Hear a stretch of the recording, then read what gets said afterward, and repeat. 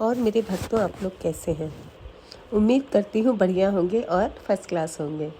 देखिए, आज हम बात कर रहे हैं हनुमान जी की। हनुमान जी की बात क्या कर रहे हैं? हनुमान जी तो सर्वत्र हैं, हर जगह हैं, हमारे आसपास हैं।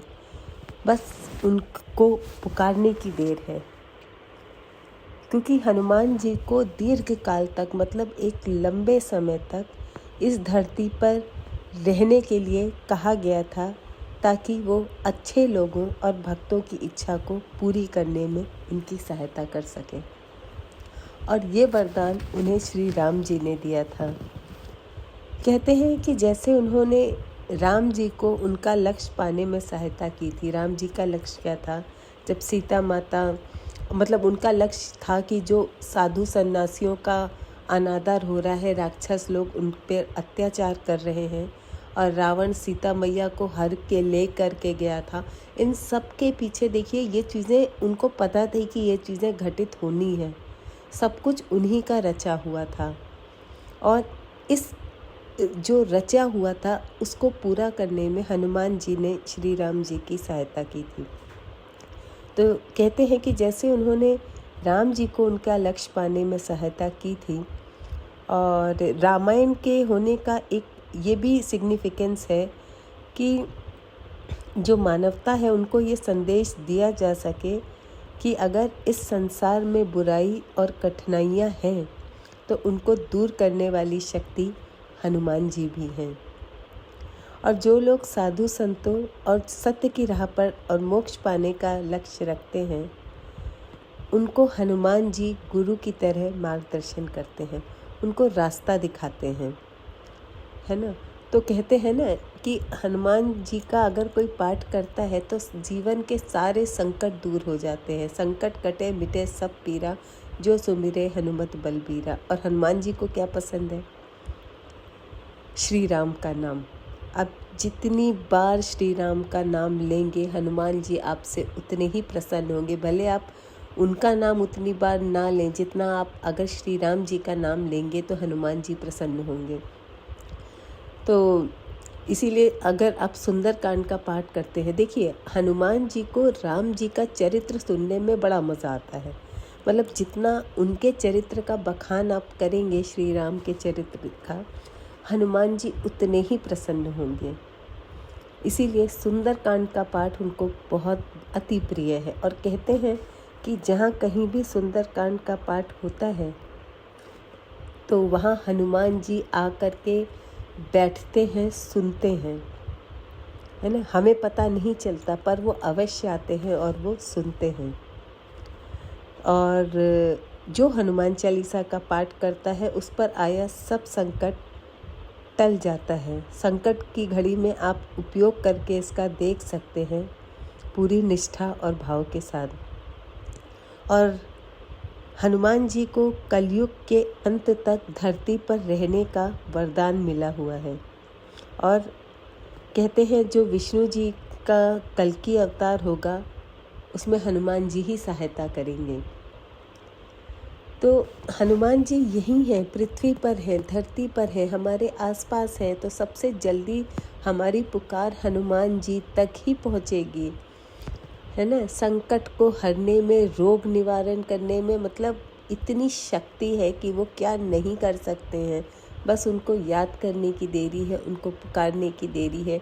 और छोटी छोटी ऐसी हमारे जीवन में चीज़ें घटित होती हैं, हम नहीं समझ पाते कि ये कैसे हुआ, पर अगर आप हनुमान जी के भक्त हैं तो 100% वो उनकी ब्लेसिंग्स होती हैं, उनकी कृपा आप पर होती है, तो ये सब चीज़ें होती हैं। मतलब मैंने एक्चुअली अपने वीडियो में शेयर किया हुआ है कैसे मम्मी पापा मेरे, मतलब बहुत लोगों के साथ ऐसी छोटी छोटी बहुत सारी चीज़ें घटित हुई जो हमने कभी सोचा नहीं था कि ये बहाना बनेगा उस चीज़ को घटित होने के लिए।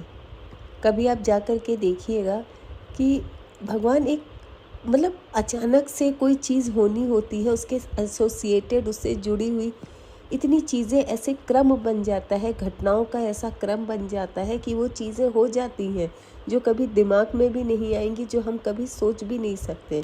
ऐसी बहुत सारी स्टोरीज़ मैंने शेयर भी की हैं आप लोगों से। तो हनुमान जी वो क्या ही बोले, बहुत बहुत मतलब पूरी शिद्दत पूरी श्रद्धा के साथ आप उनको मानिए ना, तो ऐसा कोई कार्य नहीं है जो वो संभव ना करा सके। असंभव को भी वो संभव करा सकते हैं, इतनी शक्ति है उनके पास। अब चलिए, जैसे हनुमान जी के बहुत सारे पाठ हैं, जैसे हनुमान बाहुक है और मतलब बजरंग बाण है। तो हनुमान बाहुक का पाठ अब कई लोग कहते हैं कि कब करना चाहिए।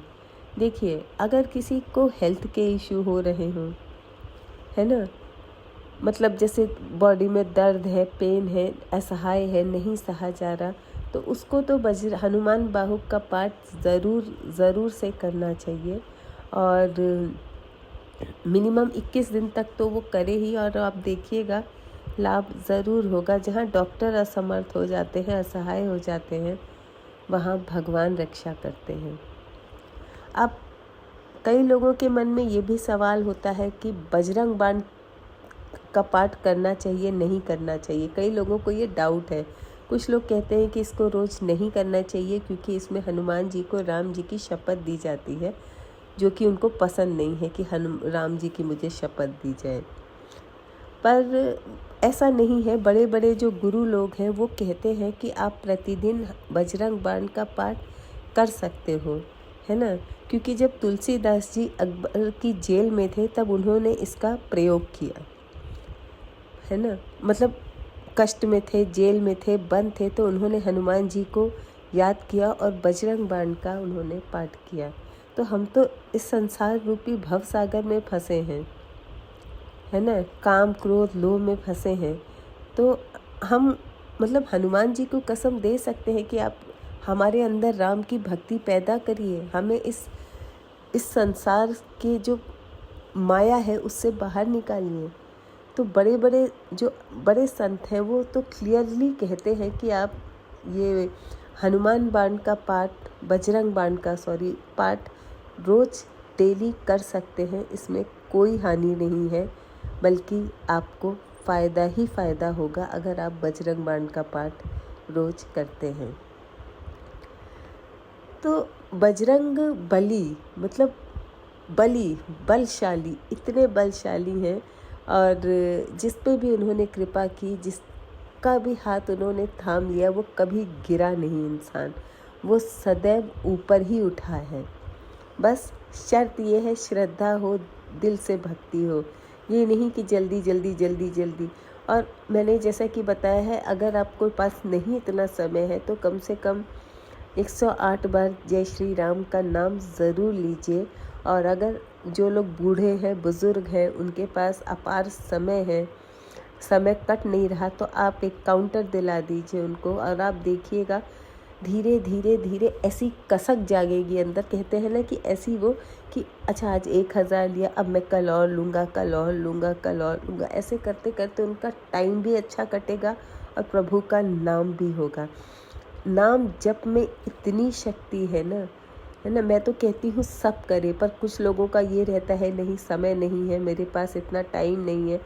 मन में करते रहिए, ज़रूरी नहीं है, पर करिए ज़रूर। और बूढ़े बुजुर्ग हों, आप उनको काउंटर ला के दीजिए, इसलिए ताकि उनको पता तो चले। कहते हैं ना कि 21,600 सांसें होती हैं हमारी एक नॉर्मल एवरेज इंसान की। तो अगर आप 21,600 बार एक दिन में उनका नाम जप करते हैं तो हर सांस में श्री राम का नाम होगा, है ना।